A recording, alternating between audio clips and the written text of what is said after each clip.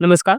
अगर आप एआईबी 20 की एग्ज़ामिनेशन की तैयारी कर रहे हैं, तो आपके लिए खुशखबरी है। बहुत ही जल्द एआईबी की नोटिफ़िकेशन जो है जारी होने वाली है और जैसे ही इसकी नोटिफ़िकेशन जारी होती है, आपको इसके लिए ऑनलाइन आवेदन कर देनी है।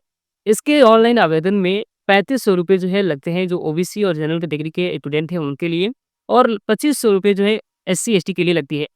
तो एग्ज़ामिनेशन फ़ीस में ज़्यादा है 2500 और 3500। 3500 लेकर के चलिए क्योंकि ज़्यादातर जो कैंडिडेट्स हैं, वो जनरल कैटेगरी से ही बिलॉन्ग करते हैं या ओबीसी कैटेगरी से बिलॉन्ग करते हैं। लेकिन यहाँ पे हम बात कर रहे हैं कि एग्ज़ामिनेशन को पास कैसे करें? तो एआईबी की एग्ज़ामिनेशन के बारे में लोगों ने कुछ हवा बना रखा है कि एआईबी की एग्ज़ामिनेशन जो है काफ़ी टफ़ है। लेकिन एक्चुअली में अगर आपको हम बताएँ तो एआईबी की एग्ज़ामिनेशन उतना भी टफ़ नहीं है, जितना लोगों ने इसे एक हौवा बना के रखा हुआ है। अगर आपने थोड़ा बहुत भी पढ़ाई किया है, लॉ कॉलेज में आपने पढ़ा है और एआईबी की जो सिलेबस है उसके बारे में आपको जानकारी है, आपने उसकी सिलेबस अच्छे से देखी है, तो आप आसानी से एआईबी एग्ज़ामिनेशन पास कर लेंगे। आपको सिंपली 1 महीने काफ़ी है, अगर आप एआईबी की एग्ज़ामिनेशन पास करना चाहते हैं तो। 4-5 चीज़ें हैं, आपको बता रहा हूँ, वो आपको कर लेनी है। आप आसानी से एआईबी की एग्ज़ामिनेशन पास कर पाओगे।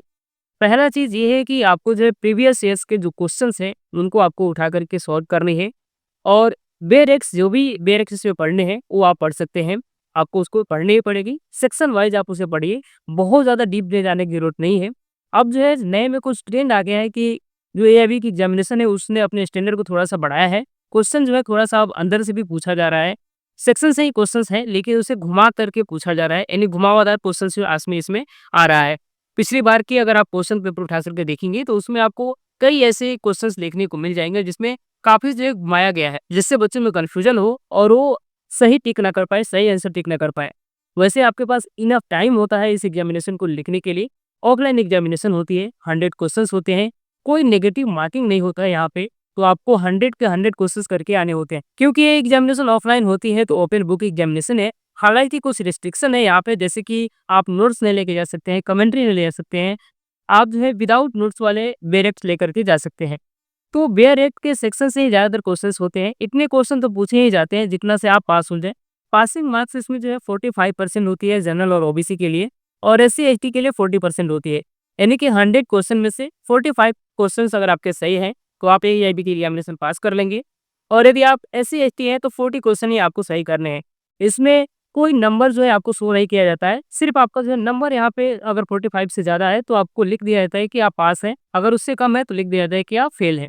तो अगर आप एआईबी की तैयारी कर रहे हैं, तो तैयारी अच्छे से कीजिए, अभी भी आपके पास में बहुत ज़्यादा समय है। 21 दिसंबर को इस बार की जो एग्ज़ामिनेशन है, 21 दिसंबर को होने की संभावना है, क्योंकि इसकी संभावित तिथि जो है 21 दिसंबर रखी गई है। साथ ही इस चैनल को आप फ़ॉलो करते रहिए, यहाँ पे हम जो है एआईबी से रिलेटेड एमसीक्यूज़ कराने वाले हैं आपको जल्द ही जल्द।